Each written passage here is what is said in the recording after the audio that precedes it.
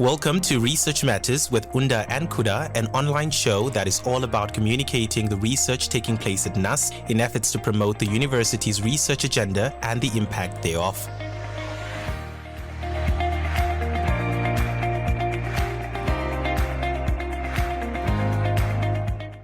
Exactly 15 minutes into the hour of 11, and as promised, it is time for Research Matters with Unda and Kuda. I almost messed it up again. I'm like, every week, Unda, we go through this.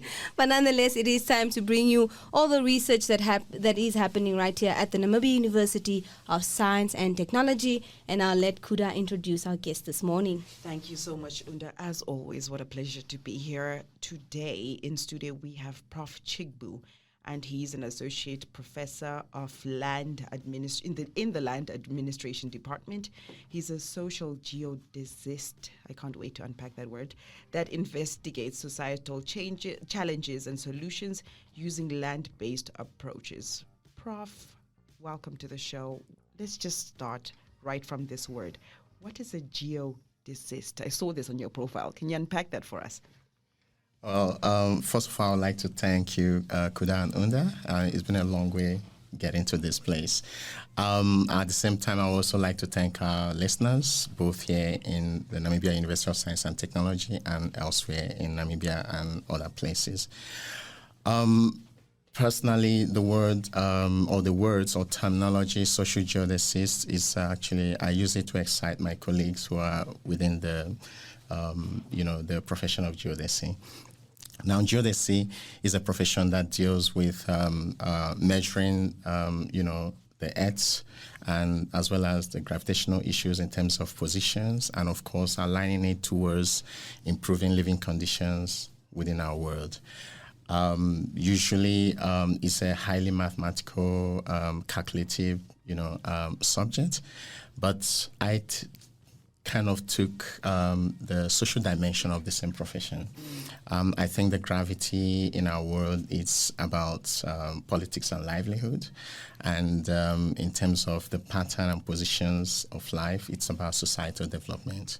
And so I like to relate it to geodesy by calling myself the social geodesist. That means the societal focus of improving the living conditions of people on Earth.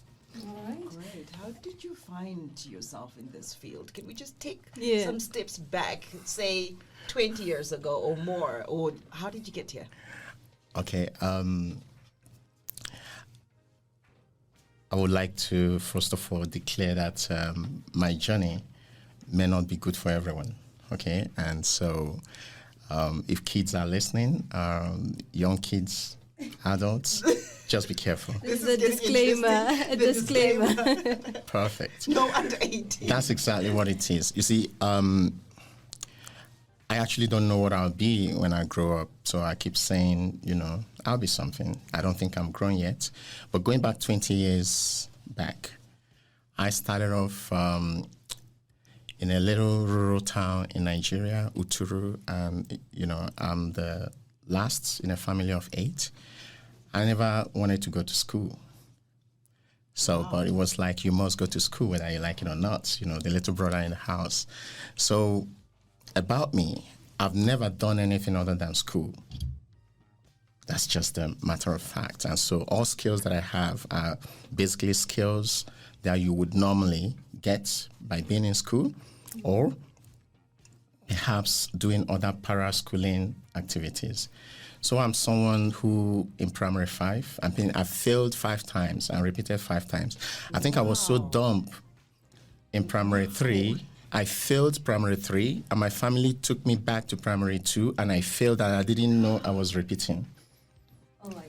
That's how much disinterested I was. And look at where you are now. This is getting interesting. Yeah.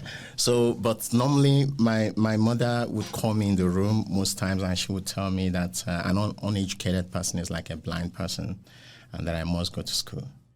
And so I started schooling simply to please my family. And of course, that's just because they wouldn't allow me to do any other thing other than school. Right. So I remember in primary 5, I was the last in a class of 40. So I took 40 out of 40 in class. And I was asked to repeat again. So my life's been about repetitions. Okay. Yeah. But one thing, coming to where I am, one thing that I've learned in repetitions is that, and that's something we need to actually investigate in our society. Why is it that doctors who failed medical schools several times and finally graduated do not turn out to be one of the best doctors?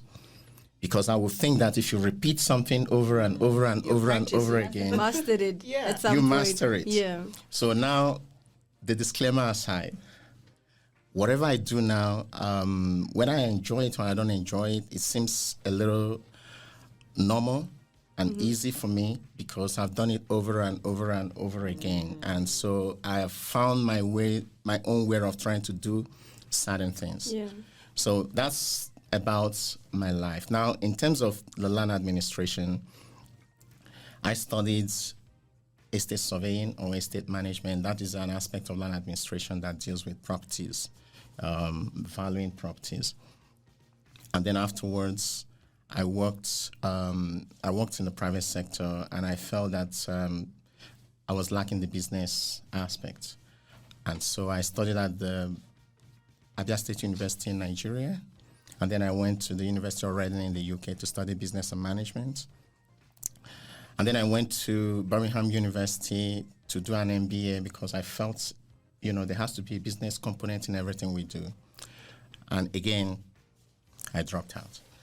Okay, so you were practicing. Exactly. So I'm an MBA dropout from Birmingham University, and I decided to drop out because I just couldn't go on paying the tuition fees, and I didn't want my family to be paying that, and so I decided to study at the Technical University of Munich in land management, in the engineering department. So my life's been moving from different subject areas. The other. And that's a consequence of me not really knowing what I want, but just having to do it because there's a support system, the family that says it doesn't matter, you just have to do it, you know. So I continued that way. So it was until at the Technical University of Munich in Germany, I started looking for jobs. I just, someone looked at my CV and said, look, you can't do anything except just be in the university because that's what you've always been, in school. It's not that I didn't have skills, but most of those skills are skills honed within the classroom. Yeah. And so I never wanted to be a professor, and I never felt I would be in the first place. I mean, it's not a typical story for a professor to be someone who failed too many times. Yes. I mean, someone who's dumb like me, so. Not anymore. Prof. So it was at that point, at the Technical University of Munich that I now realized, well, if I really want to do something with my life, I'll probably focus on being in the classroom rather than trying to step out. And the consequence is that I'm here at NUST, an associate professor in land administration. So land administration is an area within the land profession that has to deal with recording land. It's a critical aspect, of development because part of the reason why we are not as developed in terms of, pushing out development dividends from a political development perspective is because here in Namibia and in the rest of Africa, it's not so clear as to who owns what and where. And just like we all hold passports, land has to have its own passport because for you to actually make sense of using land, you must know who owns it, where that land is, what it should be used for, as well as that person that owns it or the group of people that own it, what rights do they have in that land, including privileges and all the quantum of interest that may exist in it. And when these questions are unanswered, it's difficult to develop. Because if, for instance, the government wants to acquire land, who do they compensate?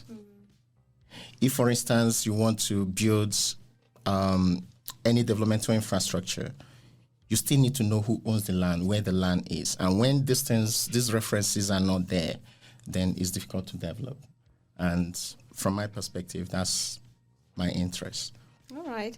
Now, Prof, if we look at the meeting you had recently in London, focusing on gender strategy and youth participation on land rights, there will be a similar event here at NUST, right? Can you just briefly tell us what the benefits, what benefits it will have to the land sector? Okay. Before I go there, I would like to. People would ask, what's NUST doing in London? Yeah. Okay. Discovering the world. especially with University of East London, and a shout out to University of East London. I like that, a shout out. A shout out to the University of East London. The event was well executed and NUST was well represented. So in terms of research, we can categorize the levels of research that we do when it comes to land here at NUST at different levels.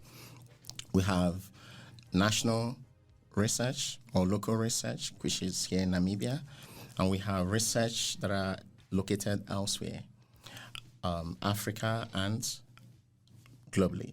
So one of those global ones is the one we had in London. Actually, that event was hosted by the Namibia University of Science and Technology, Department of Land and Spatial Sciences, and the University of East London. Now, how did this marriage or relationship come to be? It's because we have what is called the Global Land Tool Network.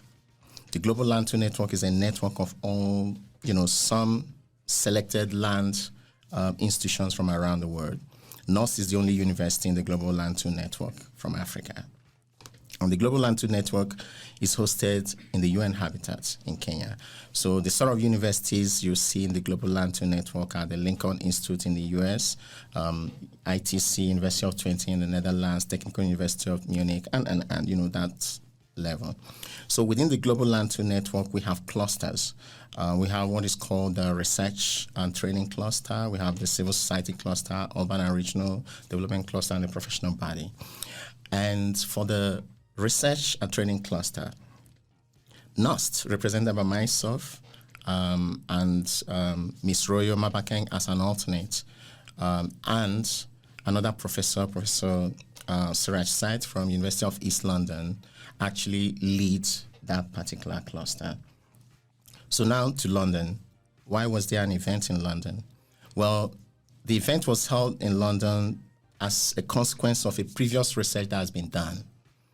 So, and I will take you to gender and youth, okay? So what do we do in the Global Land Tool Network? We provide guidelines on how to carry out land administration activities. And naturally, you would want to, when you do research, you want to hinge your activities around gaps that exist. Yes. And again, shout out to my colleagues. I think one of the ones we've done is the tenure responsive land use planning. That's the only one currently that is a guide that brings in planning and land tenure issues. It's actually being used today. We are applying similar issue in Okahanja directly by NUST, and in Uganda, the Netherlands government and the UN Habitat are using that to actually secure tenure for more than 30,000 smallholder farmers in the Mount Egon region in northern Uganda. So that's for the shout out. But that for this particular event, actually, we did a research during COVID where we had to try to find a simultaneous, in one guide, how to develop steps on improving tenure for women and for the youth. Usually what you get is that people talk about women and land tenure and how to give them access to land, and there are a lot of tools and instruments for that. And then we talk about the youth, but we try to bring those two together. So we did a research in Nepal, in Uganda, and in Namibia to assess, projects in those areas that's got to do with youth and gender, how it was done. And then with that, we developed a guide that can apply simultaneously for men and women. Mm-hmm. So the activity in London was actually our opportunity to present it to the stakeholders globally so that they can make their inputs and perhaps decide on the next way forward. I wasn't in London, but my younger colleague, Royo Mabakeng, was there, and she presented it, and it went well. Yes. Congratulations, Thank Prof. you. Okay, great. And now I think you said something will be happening right here at NUST. What will that be, real quick? Okay, so I'm not sure of the dates, but it's between 13th and 14th, and I'll have to explain later on why I can speak with uncertainty. It's between the 13th to 14th of next month. So NUST and the University of Gießen, or Justice Liebig University, Gießen in Germany, would actually at the HTTPS hosts a conference or kind of mini conference on climate change and land matters here in Namibia. So that's going to happen, and I'm hoping that those who are listening, if you would like to come around, please watch out for the adverts. Now, why do I say that sometimes I speak with uncertainty? And that's because I work with people. So one of the things I've learned, managing projects is that, you deal with activities, you deal with people, and you deal with emotions. And as part of me trying to mentor people here at NUST, my younger colleagues, so I give them projects to handle, and I give them responsibilities.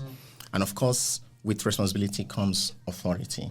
I think that responsibility without authority is slavery. And so what I do with my younger ones is that when I give them responsibility, I give them the authority that comes with it, and they can carry it out. So as I'm speaking to you, they are organizing this event. I'm not even sure if I'll be around, but they are carrying out everything and executing it. And so it's their responsibility, and I'm hoping that it will be announced at some point and the broader public would get to know more about it. Thank you. All right, so you don't like to micromanage at all. You just trust that the process is going to work out. Slavery is what he called it. Okay, sorry about that. No. Yeah, need to why would apologize. I don't think I should be able to. I don't have the skill in the first place to micromanage. So let me be fair to those who micromanage. Yeah. Okay. I don't have that skill. I don't multitask that much, and I don't like mistakes. I don't like people around me not being happy, because for me the product, the end matters. And based on the responsibility I was given when I came here as a professor, I think one of my key mandates, if I remember from the HR, was you've got young people in the department and you need to mentor them. So actually I have a challenge. By the time I leave here, I expect one or two persons be able to do the things that I do. Yeah. So most times my job is to network, get the money in, and they execute it. And, so based on that, it's difficult to micromanage. Great. I'm sure we can even unpack that a little bit more, but probably a musical break now. Yeah, a musical break will be great. This is a requested jam, and this is titled Moses, or Hymn for Taiwa by Moses Kumalo. This is a request by our guest right here in studio. Don't forget you can engage with us at 083-207-2874. Welcome back. If you've just joined us, you're listening to Unda and Kuda on NUST FM, and live in studio we have Prof. Eugene Chigbu. He's an associate professor of land administration in the land administration department. It has been such a mouthful. There's been a lot of interesting conversations, from life lessons to mentorship to how Prof wasn't the greatest learner at some stage. He had and to now he's a repeat professor repeatedly. But now here he is, and as a whole professor, Yeah. if I can put it that way. Prof, one thing that I just would like to really commend you on, and this is something that we haven't discussed here, but just the way you are really out there with your opinion pieces in the newspapers, with your commentary on social media.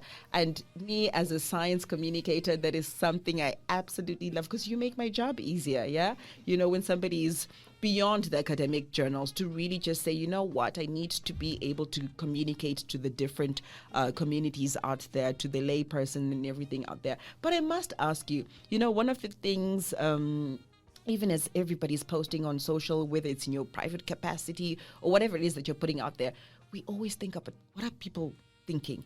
What are especially when the naysayers come on and they challenge you in the public space. How do you handle that? How do you still bravely speak out, speak your truth, speak about your expertise, but also at the same time handling the criticism? Oh, thank you, Kuda. I'll give you a short history. So I moved from Germany to Namibia, and I don't speak German. I don't plan on even. How did you survive? So Because I know they're very proud. Like good, they are. And there's even here in Namibia, they still ask me, so you came from Germany, you don't speak German? And I ask them, well, you're born in Namibia, you don't speak Oshwambo. And then they just keep quiet. So, but of course, Germany gave me quite a lot in terms of, where I am now. Starting with Nigeria, then the UK, and then Germany. But I think Germany gave me quite a lot. But, living in Germany and not speaking the language was like, being an illiterate. The very thing my mother warned me, that when you're not educated, you're like a blind person.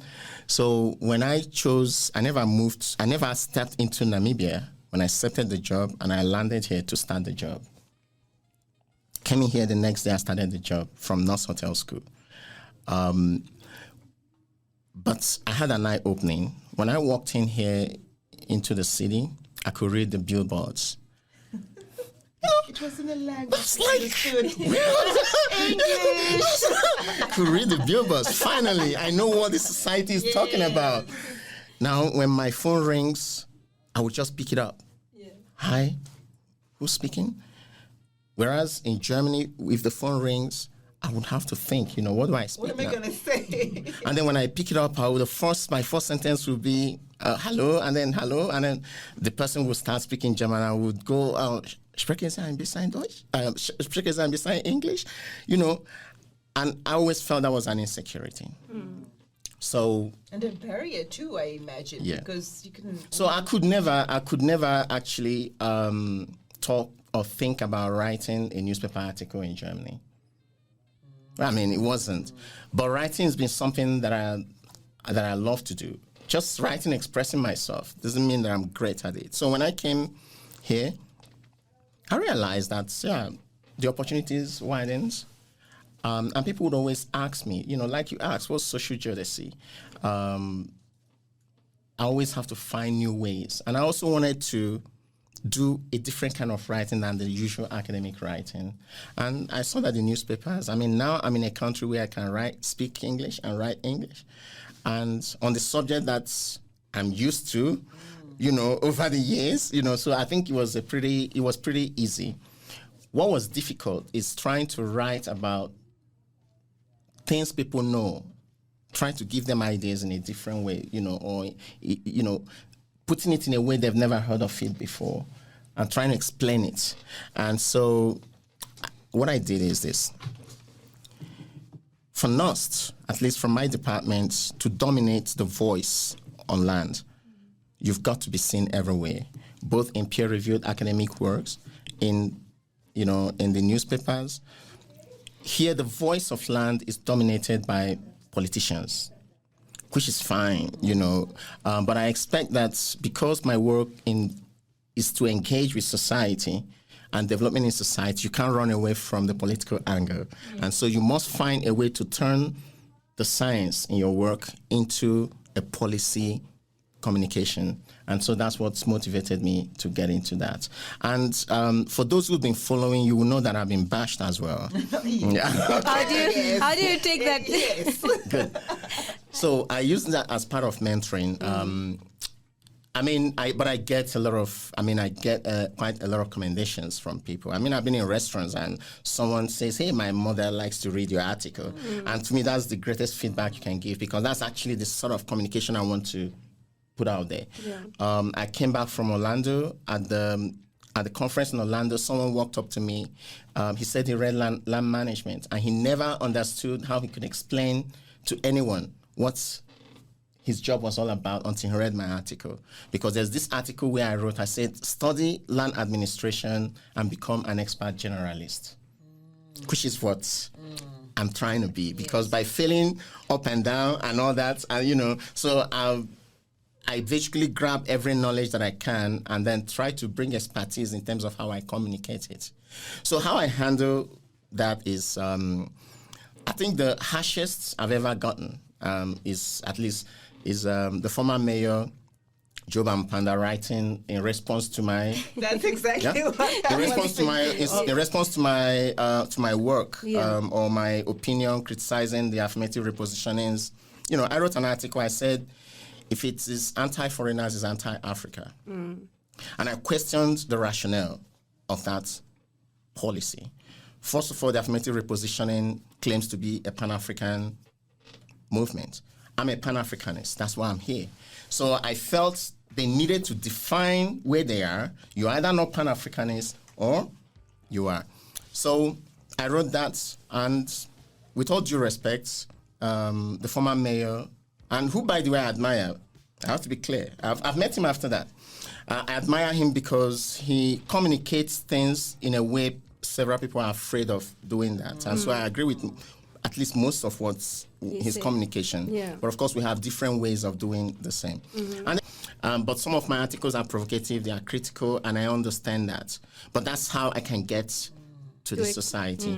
But my younger colleagues have been writing. So I've been a little bit quiet because I want to give them the platform also to write. So you do read some of them when they say, like you see Lina Alexander, Mario Sikuta, Department of Land and Special Sciences nurse, they're basically coming from the same room as, Now, Prof, do you have any regrets as a researcher to date? Is there one moment where I should have handled that better, I should have done this better in terms of research? That's difficult to, that's difficult to really answer. I would talk about having regrets in terms of getting proposals through to bring research in. Yeah, so that's the aspect, and there are some proposals you get into, and at the end you realize you shouldn't have. It's a complete waste of time. Yeah. And then there are some you do, they are very good. You think they are good, but then you get feedback and you realize there are certain things you could have. I'll give you an instance. There's a proposal I did with a colleague from a Chinese professor from China East Normal University in Shanghai. I think it was one of the best things that could ever happen. But then something as simple as his institution not being eligible for that, I missed it. And that was the only basis on which it got rejected. Oh, wow. So those are things you should know. And then I turned to him and said, look, you've been working on this with me. You should have known your institution isn't allowed to be in here. Yeah. And then he looks at me like, you've been leading the proposal. I didn't even read it. You should have known. So things like that you think is a big loss to the institution. Like NOST, because then the story would have been different. We probably would have been talking about proposals for, let's say, 30 million Namibian dollars, here. So, yeah, I do regret that. But then that's also the issue of managing people and managing emotions. But you pick yourself up. Which is really perfect. Yeah. I think we've had such a wholesome discussion, such a frank one. We've spoken about the high end and the good side of social media, the downside too, how to handle criticism. I think we had a whole lot to digest. Now, Prof, real quick, in, say, 2 or 3 sentences, when it's all done and dusted, what would you want your legacy to be? Yeah, when I'm thinking right in my heart, what I would want is I got some senior colleagues who come around and say, look, it's quite a lot you're doing, maybe you should put in this money to your consultancy and all that. And I'm like, I don't tell them, but now I will tell them. Actually, they're gonna know. Yes, they're gonna know. I have 2 kids, twins, Alpha and Omega. And I would wish that someday, perhaps they meet someone that I've mentored to become somebody, and they would say, maybe introduce themselves as Alpha, Omega, Chigbu, and say, that must be your dad, he's a good man. I think that's all I care for at the moment. how did we come to the? I'm The just Father's thinking. Day, hey? Like a belated Father's Day. Something But that's absolutely the beautiful. that Well said. you're actually tapping very deep into the wells of my soul. But that's the vanity I have that I never tell people. You know, Yeah. for everything we do, we always have this vanity Yeah. in you that people don't understand. Yeah, that's the sort of thing that we'll have. But on the real surface, I want to see that. I don't know how long I'm going to be at NOS, but if I were to leave now, someone can understand that I didn't quite leave the space that I found when I came exactly the way it was, Yeah. and it became better. And that's, I think I get the feedback at the moment. It's just that if people are saying things are better, then it also they are saying you should be able to make it better and better and better, and that's a challenge. That's true. And with that, we've come to the end of this amazing episode of Research Matters Just with like Kuda that. and So in the Unda. end? Yeah, unfortunately, Prof. But we can have you another time. I'll have Kuda arrange because we have a lot to talk about. But of course, you can catch all the details for the next episode of Research Matters with Unda and Kuda by following the Research, Innovation and Partnerships at NUST pages. That is on Facebook as well as LinkedIn. And you can also check out the NUST FM Facebook and Instagram pages, as well as our Twitter pages for the podcast. Now, our podcasts are available as well on the NUST YouTube page. So just go to YouTube and search Research Matters with Kuda and Unda, and it should pop up. But of course, until next time, it is have a great day, and we will catch you same time, same place on a Tuesday, leaving you with the sounds of Alone in a Strange Place. This is also requested by our Prof right here in studio, and this jam is by Sifongu Mede. I hope I pronounced it right. Have a great day.